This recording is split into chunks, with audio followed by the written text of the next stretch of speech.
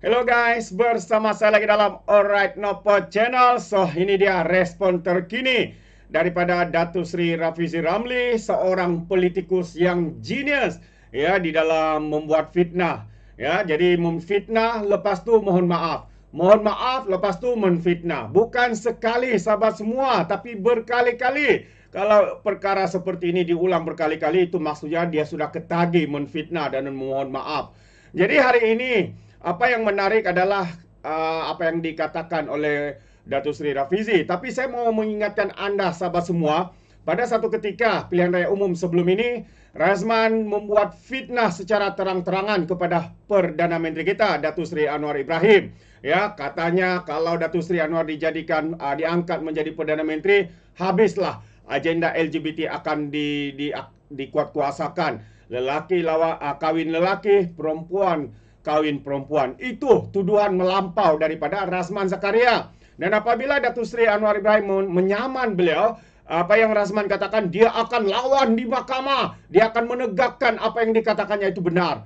Dan ketika perbicaraan itu berlaku, sahabat semua, anda tahu apa yang berlaku? Razman merayuh kepada Perdana Menteri Datuk Seri Anwar Ibrahim supaya menarik balik saman tersebut, dan dia akan memohon maaf dan mengaku kerana telah membuat fitnah, menghasut dan menyebarkan berita palsu. Bukan itu sahaja, dalam masa 2 bulan ini daripada Disember ke Januari, beliau telah memohon maaf kerana menfitnah. Antaranya fitnah kepada Ngakoming berkaitan dengan kibaran bendera. Kononnya Ngakoming ada bersama di dalam masyarakat Cina itu ya ketika kononnya bendera itu dikibarkan.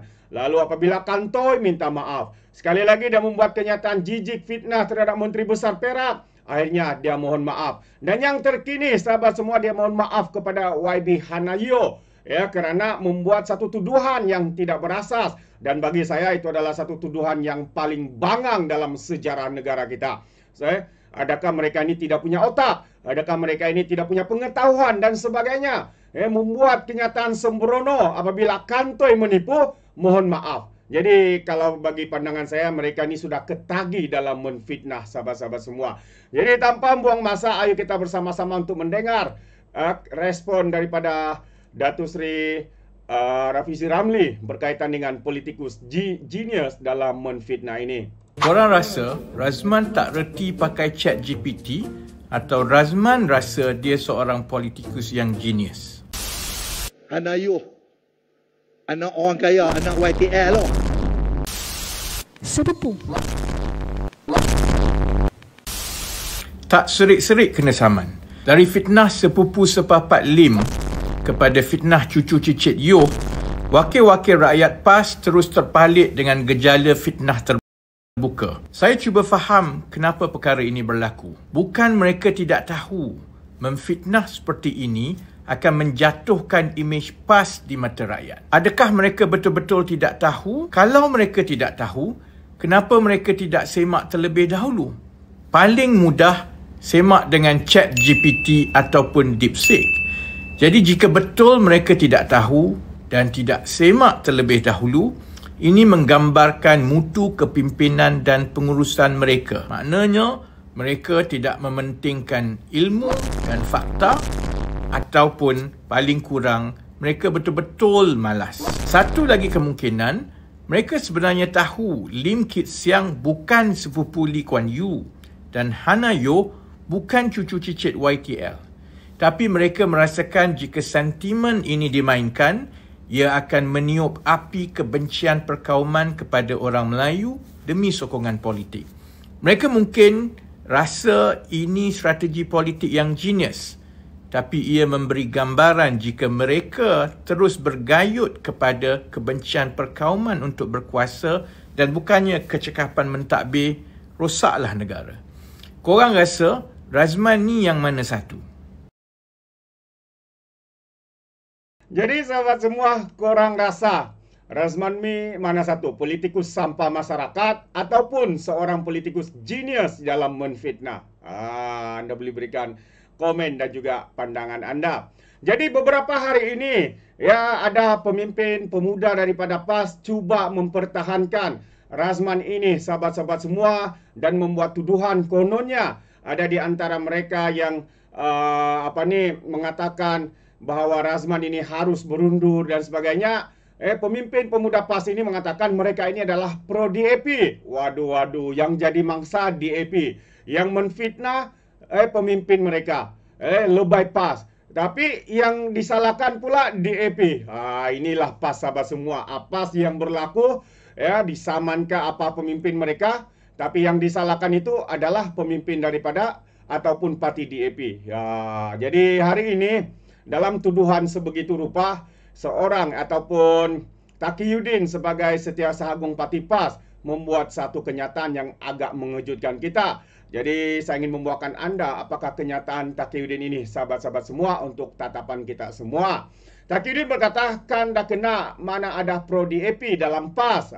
Mana ada pro DAP dalam PAS. Jadi mari kita lihat kenyataan penuh Setiausaha Agung PAS Taqiyuddin Hasan menjauhkan partinya dari kenyataan yang dibuat oleh Naib Ketua Pemuda PAS Pulau Pinang, Hafiz Alias, di mana Hafiz mendakwah kewujudan penyokong pro DAP dalam PAS yang menyerang Pesuruhjaya PAS Perak Razman Zakaria kaki penfitnah ini.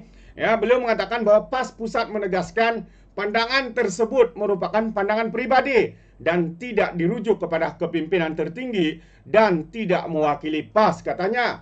Jadi PAS amat menghargai semua sumbangan ahli yang telah bersama dengan PAS, sejadi itu bukan dan sebarang agenda untuk memecah belahkan PAS perlu dihentikan, kata Taqiyuddin dalam satu kenyataan media. Hafiz antara lain mendakwa bahwa kumpulan pro DAP tersebut sebelum ini menyokong kumpulan profesional beberapa tahun lalu sebelum keluar membentuk amanah. Hafiz turut mendakwa bahwa Izuri Ibrahim dipecat daripada jawatan Majlis Perbandaran Pulau Pinang selepas mengkritik berkenaan projek pembangunan Pulau Pinang pada tahun 2014. Jadi itu antara komen daripada Taqiyuddin. Makanya mereka mengatakan itu bukan kata putus daripada parti dan itu adalah pandangan pribadi, katanya. Jadi mana satu betul ini? Adakah betul ada pro DAP dalam parti PAS?